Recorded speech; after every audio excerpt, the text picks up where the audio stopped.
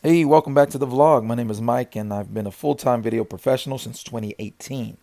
Now, usually we start off these vlogs with, a time lapse of us unloading the van, but that definitely didn't happen this time because we were super busy. We were there at the location before the sun was even in the sky, and we were just so quick to get to it because we have a pretty packed out schedule. So the idea was to hit the ground running. And that's exactly what we did. And so this is one of the first setups. We got the cart loaded down, as you can see. And we are out there. For one of the first things that we got was guys were moving around. And then Josh put up the drone and started getting some shots. And as you can see right there, the client monitor is right there in the middle of the floor. And all the employees are just kind of gathered around checking out Josh getting these cool drone shots. So, man, vindication. We got that monitored for the clients. Whenever clients we have, we put it up for them to see. We also benefit from it as well. We look at it often, but it was really nice to have all of the clients, including the CEO, looking at the monitor, seeing what we were doing. Gets you a lot of oohs and ahs, and we love it.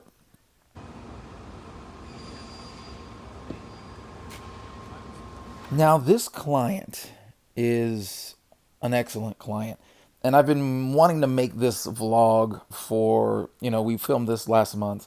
And I've been wanting to make this vlog for a while now, knowing that I had it in the pipeline.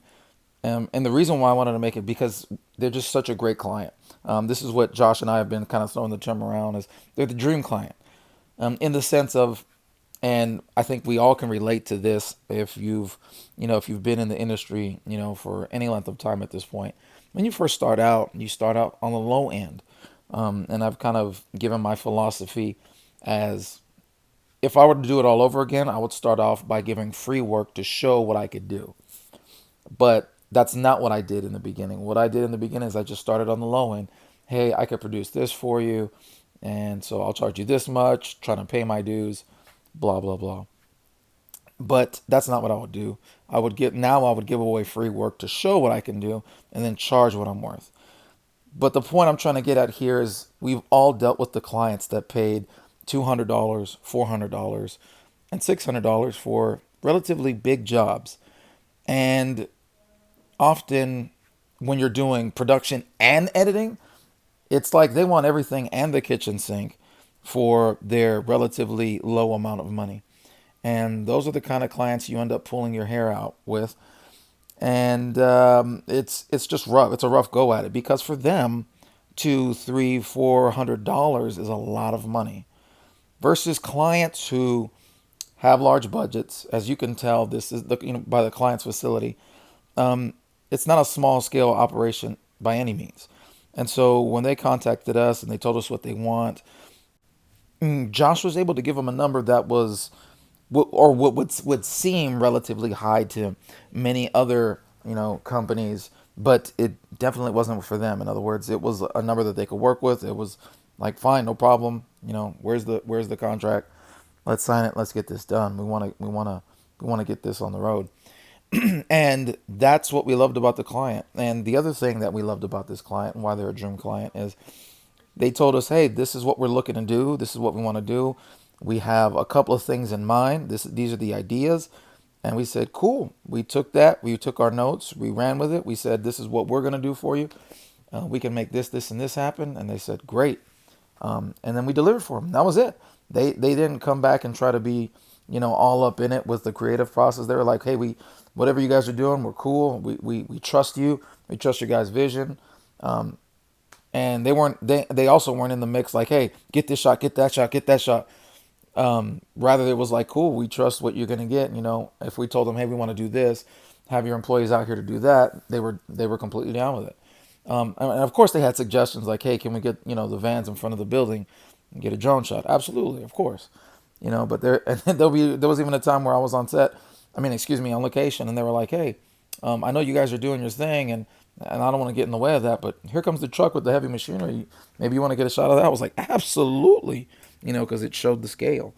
But yeah, they were again dream client, really really great to work with. So there just comes a point where you keep pushing, and you keep charging what you're worth, and just don't drop your standards. Keep putting out really good work.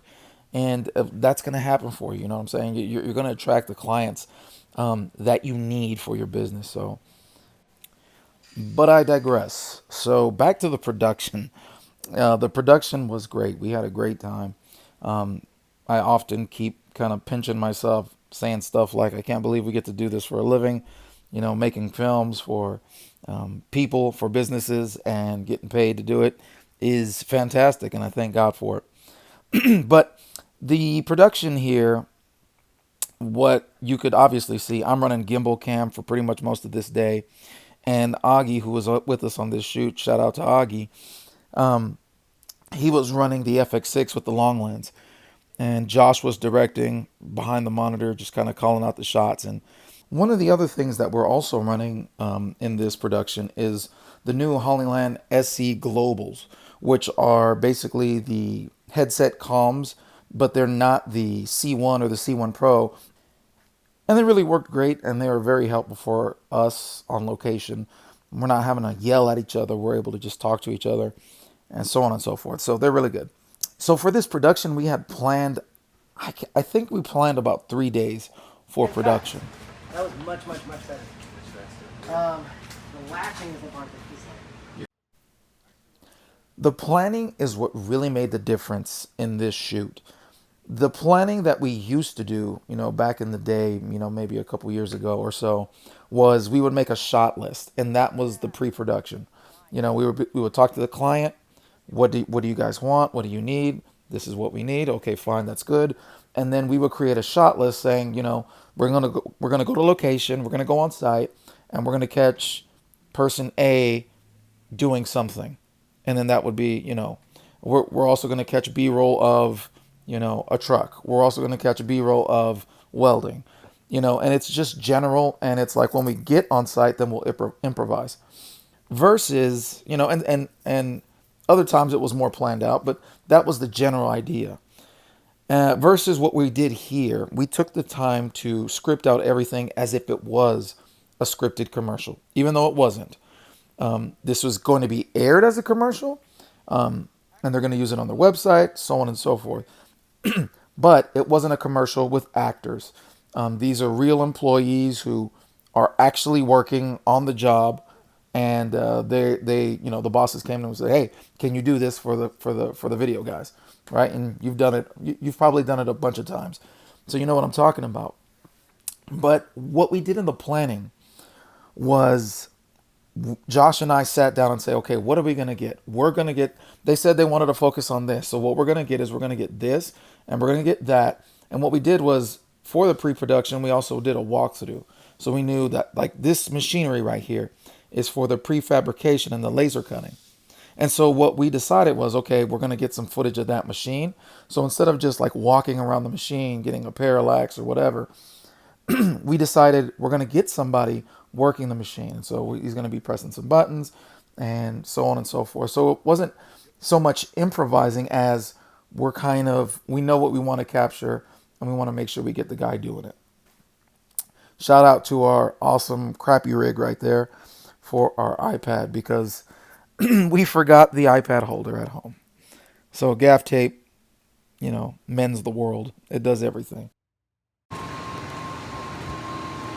All right, that's a wrap for day one.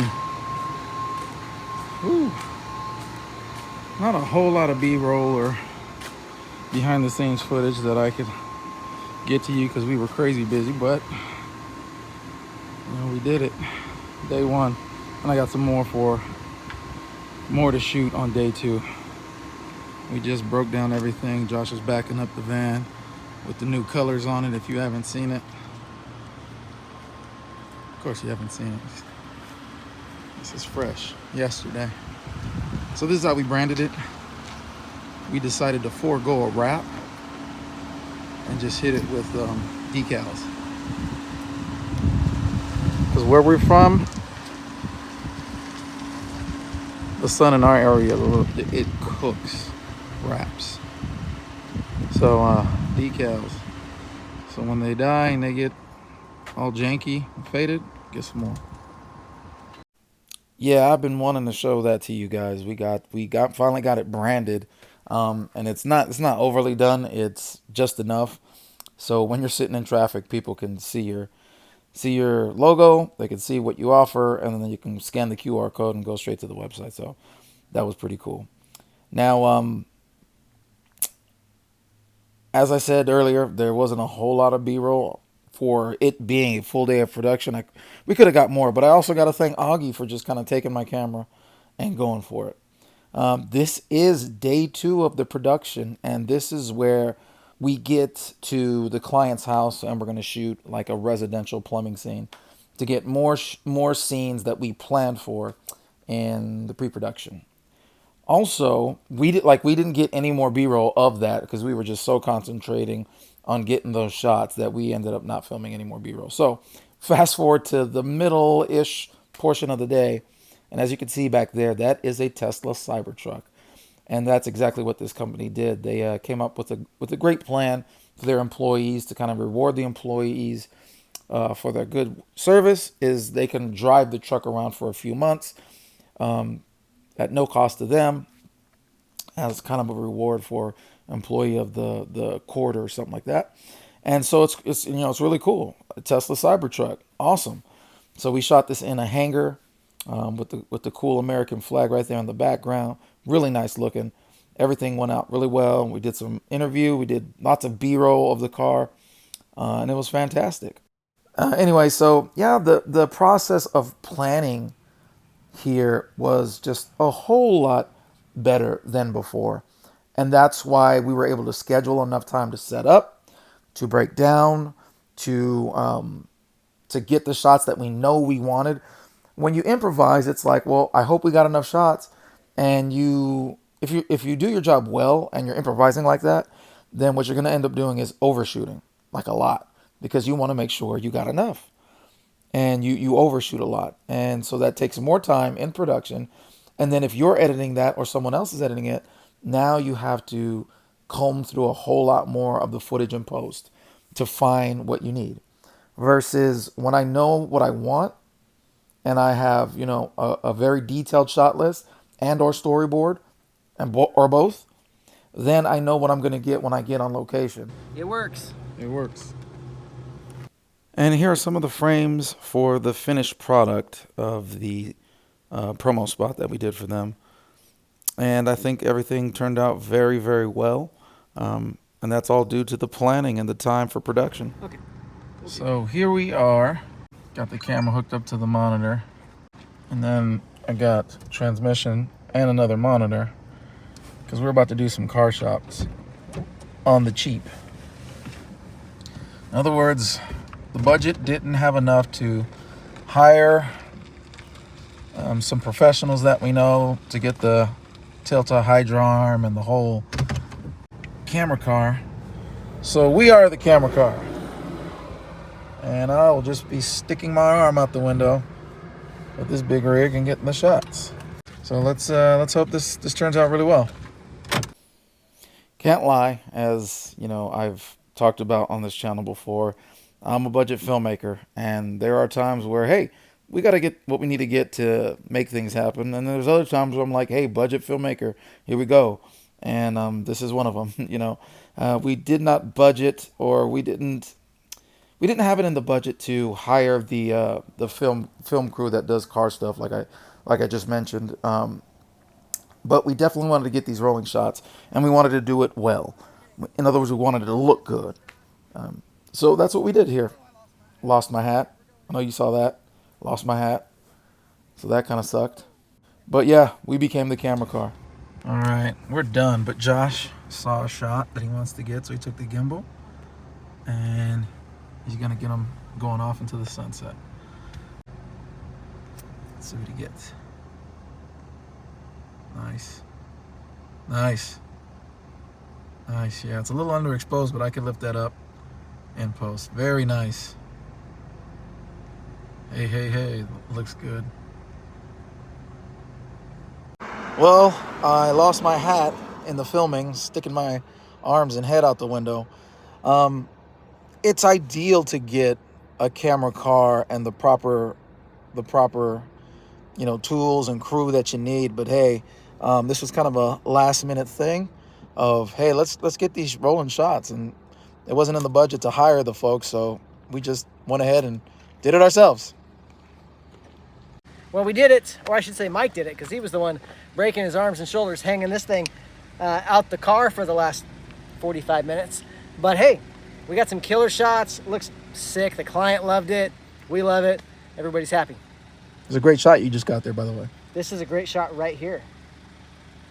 Over the hood of my car. My car even looks cool in this light. And here are some of the shots that we got that day. Some of the rolling shots and some of the hanger shots. And I think the rolling shots came out fantastic, absolutely beautiful. Hanger shots came out well also, but there was a lot of things with the hanger shots. Again, this wasn't a commercial shoot, so some of the stuff in the background couldn't be cleared out. We found my hat. It's on the side of the road. Nobody ran it over, just blew to the side. And it blew the brim down. So, didn't even get dirty.